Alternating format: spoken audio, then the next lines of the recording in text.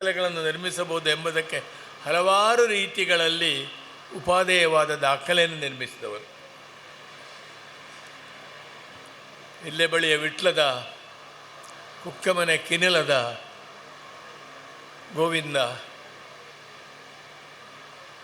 ಒಂದಾಣೆ ಸಂಬಳದ ಗೃಹ ಕಾರ್ಮಿಕನಾಗಿ, ಮನೆ ಕೆಲಸದವನಾಗಿ, ಹೋಟೆಲ್ ಮಾಣಿಯಾಗಿ, ಕ್ಲೀನರ್ ಆಗಿ, ಕುಕ್ಕುತಪ್ಪು ವೇಷ ಮಾಡಿ, ಮಾವಿನ ಸೊಪ್ಪು ವೇಷ ಮಾಡಿ, ಆ ಕೈಗಳಿಂದಲೇ ಗೋವಿಂದ ರಾಷ್ಟ್ರಪತಿ ಕೋವಿಂದನ ಕೈಯಲ್ಲಿ ರಾಷ್ಟ್ರ ಪ್ರಶಸ್ತಿಯನ್ನು ಸ್ವೀಕರಿಸಿದ್ದು ಉಜ್ವಲವಾದ ಕಲಾ ದಾಖಲೆ, ಅಸಾಧಾರಣವಾದ. ಅವರು ಮಾಡಿದ ಅನೇಕ ದಾಖಲೆಗಳನ್ನು, ನಾನು ಸಂಗ್ರಹಿಸಿದ ಮಟ್ಟಿನಲ್ಲಿ ಇರೋ ದಾಖಲೆಗಳನ್ನು ಇವತ್ತು ಮೀರಲಿಕ್ಕೆ ಕಷ್ಟ. 71 ನಿರಂತರ ತಿರುಗಾಟ, ಕಂಟಿನ್ಯೂವಸ್ 71. ಅದು ಕೂಡ ಇನ್ನು ಬೀಟ್ ಮಾಡಲಿಕ್ಕೆ ಕಷ್ಟ ಉಂಟು. ಯಾಕಂದರೆ 10-11ರಲ್ಲಿ ಪ್ರಾರಂಭಿಸಿ 82ನೇ ವರ್ಷದವರೆಗೆ 71 ವರ್ಷ ಅನ್ಬ್ರೋಕನ್, ಕಡಿತ ಇಲ್ಲದೆ. ಬೇರೆಯವರು ಅನೇಕರು ತಿರುಗಾಟದ ದೀರ್ಘವಾಗಿ ಮಾಡಿದ್ದಾರೆ, ಆದರೆ ಮಧ್ಯ ಮಧ್ಯದಲ್ಲಿ ನಿಲ್ಲಿಸಿದ್ದಾರೆ ಬೇರೆ ಬೇರೆ ಕಾರಣಗಳಿಂದ. ವೇಷ ವೈವಿಧ್ಯದಲ್ಲಿ, ವಹಿಸುವ ಪಾತ್ರಗಳಲ್ಲಿ, ಕಲೆಯಲ್ಲಿ ಅವರು ವಹಿಸಿದ ಪಾತ್ರಗಳು, ಕಲಾವಿದ, ಸಹಾಯಕ, ಸಂಘಟಕ, ಆಪತ್ಕಾಲಕ್ಕೆಲ್ಲ ಆಪದ್ಬಂಧುವಾಗಿ ಒದಗುವ, 75ನೇ ವರ್ಷಕ್ಕೂ 2-3 ವೇಷಗಳನ್ನು ರಾತ್ರಿಯಲ್ಲಿ ಮಾಡ್ತಾ ಇದ್ದ ಕಲಾವಿದ ಅವರು. ಹಾಗೆ ಯಕ್ಷಗಾನದ ಮೊದಲ ಹೆಜ್ಜೆಯಿಂದ ಹಿಡಿದು ಕೊನೆಯ ಹೆಜ್ಜೆ ಹೇಗಿರಬೇಕು ಅಂತ ತೋರಿಸಿದ ಒಬ್ಬ ಕಲಾವಿದ.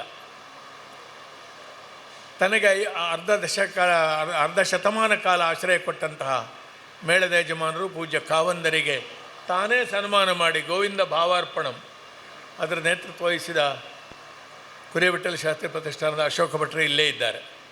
ಅದು ಒಂದು ದಾಖಲೆ ಅವರದು, ಯಜಮಾನನ್ನೇ ಕಲಾವಿದ ಸನ್ಮಾನ ಮಾಡುವಂಥದ್ದು. ಹೀಗೆ ತುಂಬ ಅನೇಕ ದಾಖಲೆಗಳನ್ನು ಅವರು ನಿರ್ಮಿಸಿದ್ದಾರೆ. ನಾನು ಸುಮಾರು 6 ದಶಕಗಳ ಕಾಲ ಅವರ ಪ್ರೇಕ್ಷಕ, ಅಭಿಮಾನಿ, ಒಡನಾಡಿ, ಸಹಕಲಾವಿದ, ವೇದಿಕೆ ಸಹಕಲಾವಿದ, ಮನೆ ಮಟ್ಟದಲ್ಲಿ ಕೂಡ ನಾವು ಸಂಪರ್ಕದಲ್ಲಿದ್ದವರು. ದೀರ್ಘಕಾಲದ ಒಡನಾಟ ನಮ್ಮದು.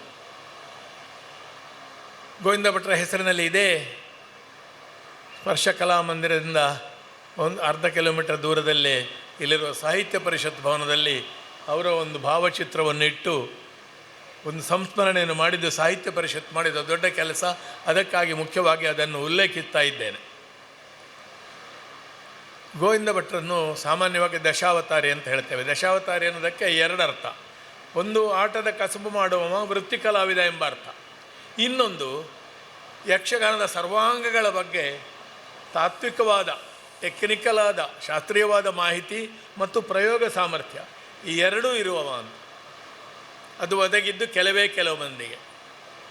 ಗುರು ವೀರಭದ್ರ ನಾಯಕರು, ಕೆರೆಮನೆ ಶಿವರಾಮ ಹೆಗಡೆ, ಹೊಸದುರ್ಗ ಸುಬ್ರಹಾಸ್ಯಗಾರರು, ಮಧುರ ನಾರಾಯಣ ಹಾಸ್ಯಗಾರರು, ಹೀಗೆ ಕೆಲವರನ್ನು, ಹೊಸತೋಟ ಮಂಜುನಾಥ್ ಭಾಗವತರು, ಹೀಗೆ ದಶಾವತಾರಿಗಳಾಗಿದ್ದವರು.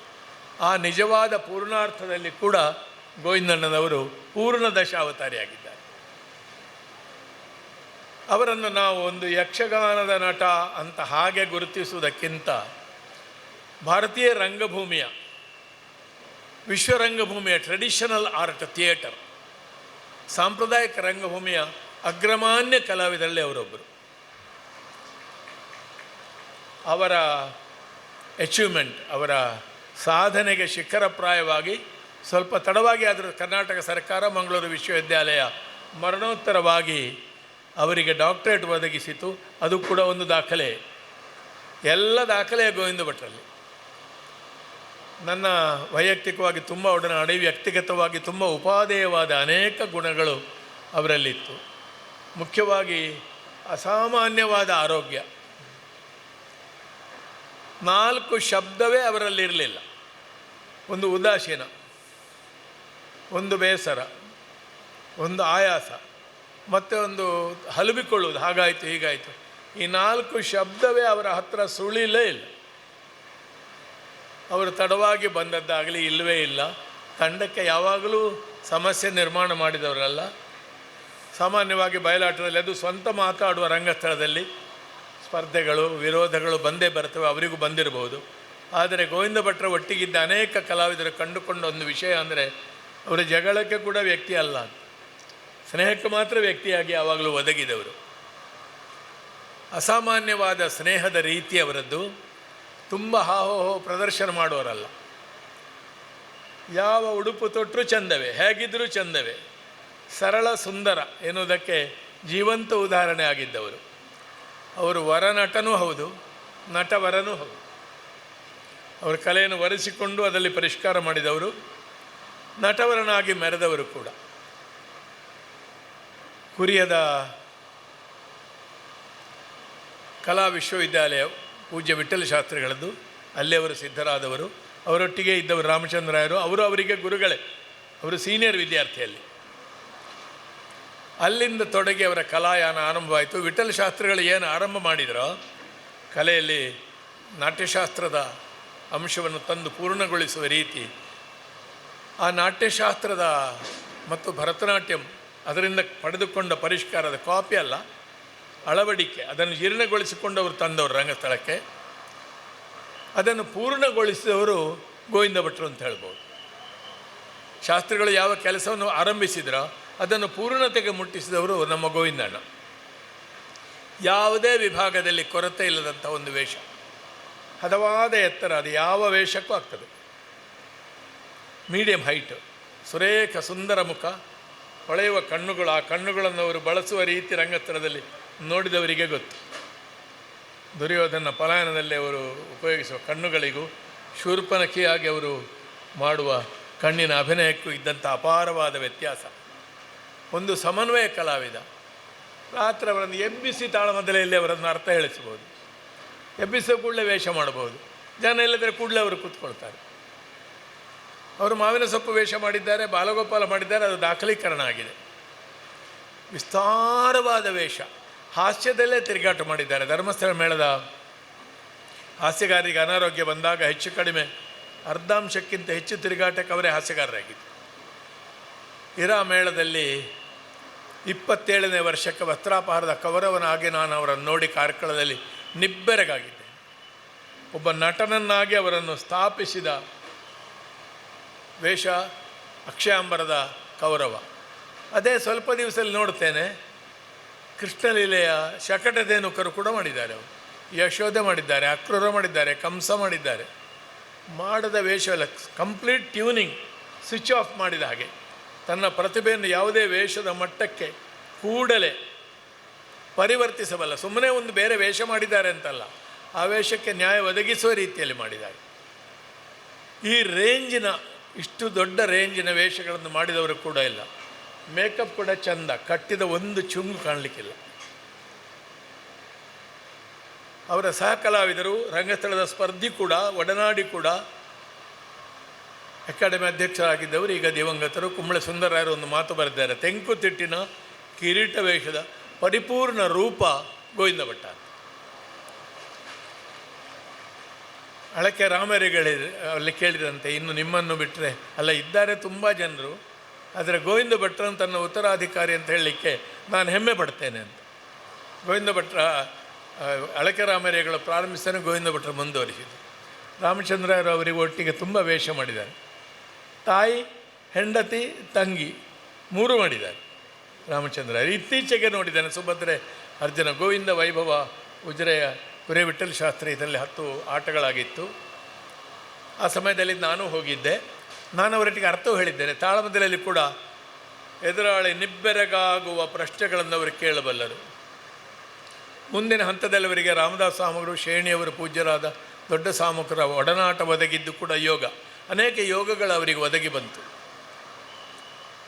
ಒಂದು ಸಲ ವಾಲಿವಧೆಯಲ್ಲಿ ಮಾನಿನಿಯನ್ನು ಬಿಡುವುದಕ್ಕೆ ಮನಸ್ಸು ಬಾರದೆ, ಪದ್ಯಕ್ಕೆ ಮಾನಿನಿ.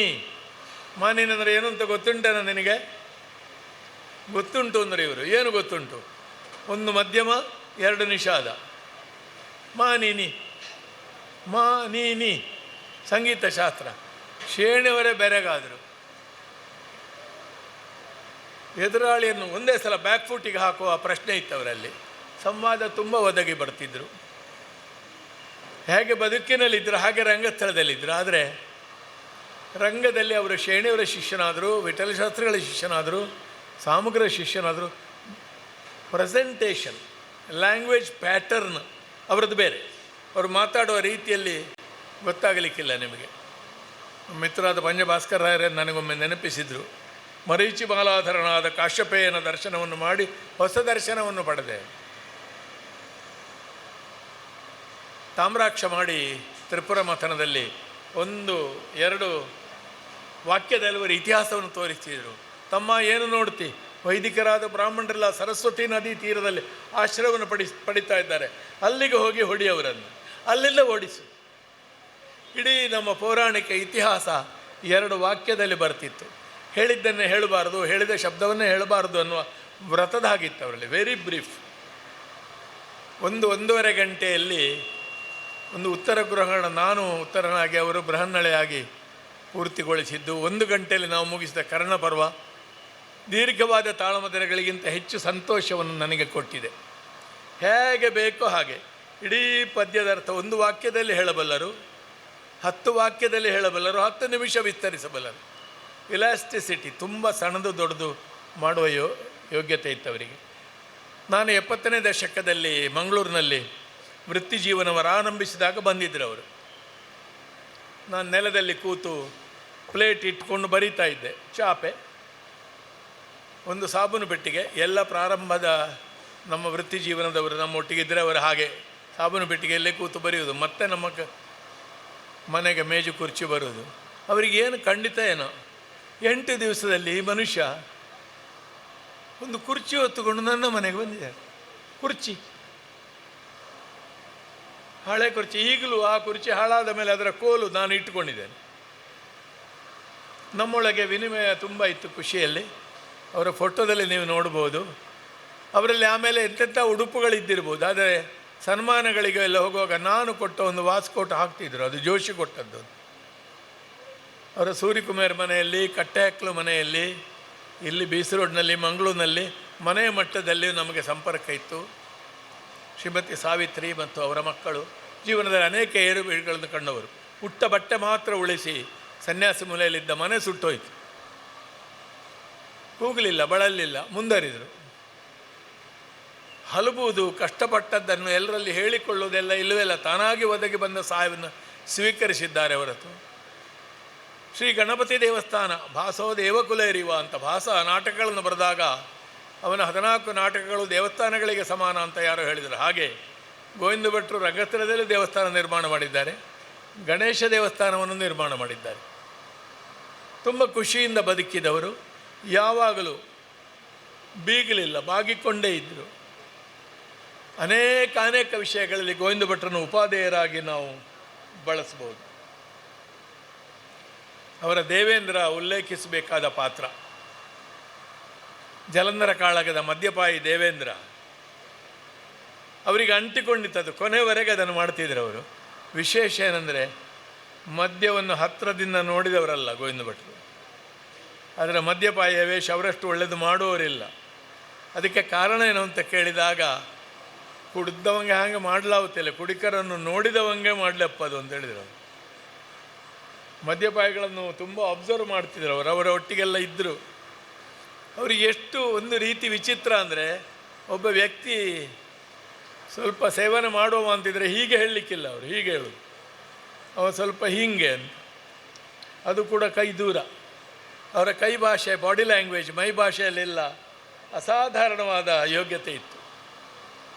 ಒಂದು ಸಮಗ್ರ ಕಲೆಯಲ್ಲಿ ಒಬ್ಬ ಸಮಗ್ರ ಕಲಾವಿದನಾಗಿ ಬೆಳೆಯುವುದಕ್ಕೆ ಯಕ್ಷಗಾನ ರಂಗಕ್ಕಲ್ಲ, ದೇಶಕ್ಕೆ, ರಾಷ್ಟ್ರಕ್ಕೆ ಅವರು ಮಾದರಿ. ಅವರ ವಿಷಯದಲ್ಲಿ ಯಾರಾದರೂ PhD ಅಧ್ಯಯನ ಮಾಡುವುದಿದ್ದರೆ ನಾನು ಅವರಿಗೆ ಸಹಾಯ ಮಾಡ್ತೇನೆ.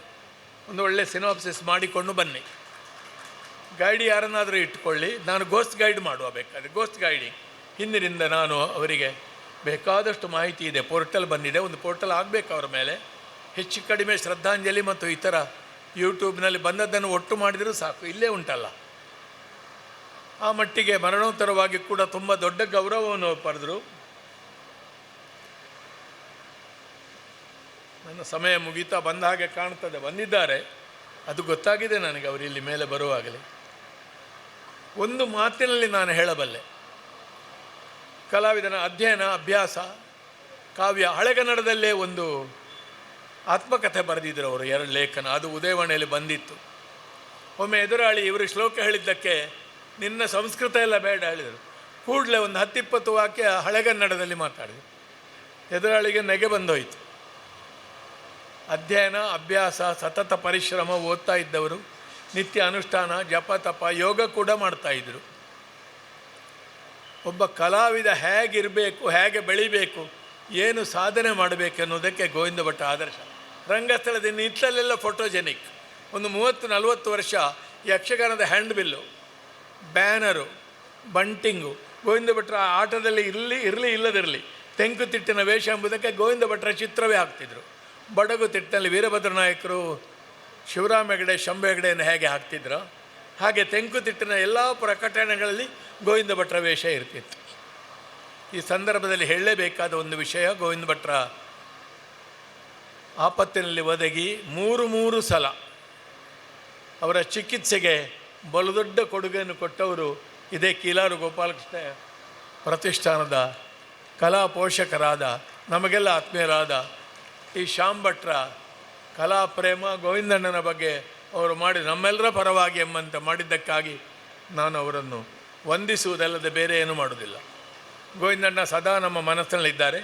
ಹಿರಿಯರಿಗೆ, ಕಿರಿಯರಿಗೆ, ಕಲೆಯಲ್ಲಿ ಸಾಧನೆ ಮಾಡುವವರಿಗಲ್ಲ, ಬದುಕಿನ ಯಾವುದೇ ಕ್ಷೇತ್ರದಲ್ಲಿ ಸಾಧನೆ ಮಾಡುವವರಿಗೆ ಒಂದು ಐಕಾನಿಕ್ ಆಗಿ ಹೀಗಿರಬೇಕು ಅಂತ ಲೆಜೆಂಡ್ ತೋರಿಸಬಹುದಾದವರು. ಒಂದೇ ಶಬ್ದದಲ್ಲಿ ನಾನು ಅವರಿಗೆ ಉಪದೇಶ ಕೊಡಬಹುದು. ಕಿರಿಯ ಕಲಾವಿದರಿಗೆ, ಬೆಳೆಯವರಿಗೆ, ಸಾಧಕರಿಗೆ ಗೋವಿಂದಂ ಭಜ. ಗೋವಿಂದ ಭಟ್ರನ್ನು ಸದಾ ನೀವು ಭಜಿಸಬೇಕಂದ್ರೆ ನೆನಪಿಸಬೇಕಲ್ಲ, ಅವರ ಹಾಗೇ ಇರಬೇಕು. ನನ್ನ ಭಾಷಣ ಮುಗಿಲಿಲ್ಲ, ಆರಂಭವೇ ಮಾಡದಿರುವ ಭಾಷಣ ನನ್ನದು, ಈಗಲೇ ಮುಗಿಸ್ತೇನೆ. ಗೋವಿಂದಂ ಭಜ.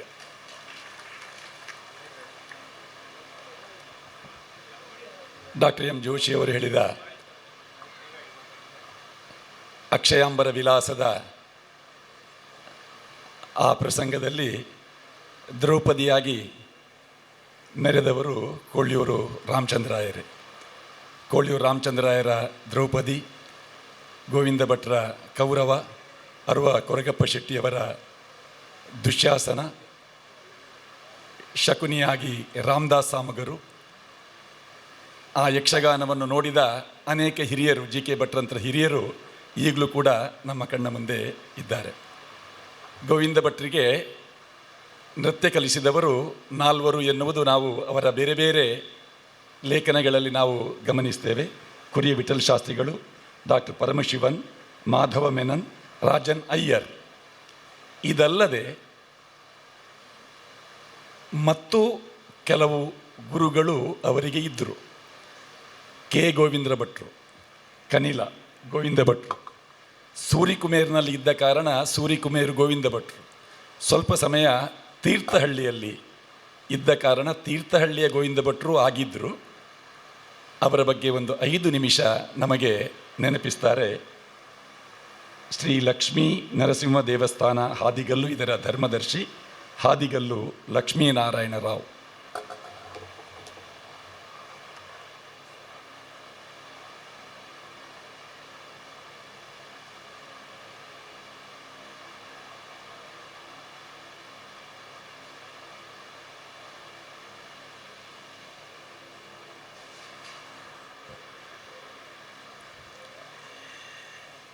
ರತ್ನಾಕರಾಧೌತಪದಾಂ ಹಿಮಾಲಯ ಕಿರೀಟಿನೀಂ ಬ್ರಹ್ಮರಾಜರ್ಷಿರತ್ನಾಢ್ಯಾಂ ವಂದೇ ಭಾರತ ಮಾತರಂ. ಈ ವೇದಿಕೆಯ ಮೇಲೆ ಮತ್ತು ಮುಂಭಾಗದಲ್ಲಿ ಇರುವಂತಹ ನನ್ನೆಲ್ಲ ಹಿರಿಯರಿಗೆ ಮೊದಲು ಅನಂತ ನಮನಗಳು.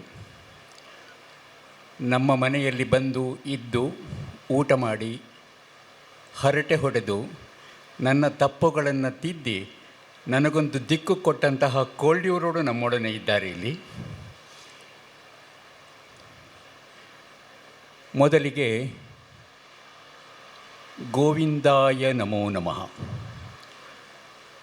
ನಾನು ಒಂದೆರಡು ಸಂಗತಿಗಳನ್ನು ಹಂಚಿಕೊಳ್ಳಿಕ್ಕಿದ್ದೇನೆ ಇಲ್ಲಿ. ಅದು ಗೋವಿಂದ ಭಟ್ಟರಂತಹ ಹಿರಿಯರು ನಡೆದುಕೊಳ್ಳುವಂತಹ ಘನತೆಗೆ, ಗೌರವಕ್ಕೆ, ಅವರ ನಡೆನುಡಿ ಹೇಗೆ ಎಲ್ಲರಿಗೂ ಮಾನ್ಯವೋ ಅದಕ್ಕೊಂದು ಉದಾಹರಣೆ. ಆದಿಕವಿ ಪಂಪ ಹೇಳ್ತಾನೆ, ಚಾಗದ ಭೋಗದ ಅಕ್ಕರದ ಗೇಯದ ಗೊಟ್ಟಿಯ ಅಲಂಪಿನ ಇಂಪುಗಳಿಗೆ ಆಗರಮಾದ ಮಾನಿಸರೇ ಮಾನಿಸರಂತ. ಗೋವಿಂದ ಭಟ್ರು ಹಾಗೆ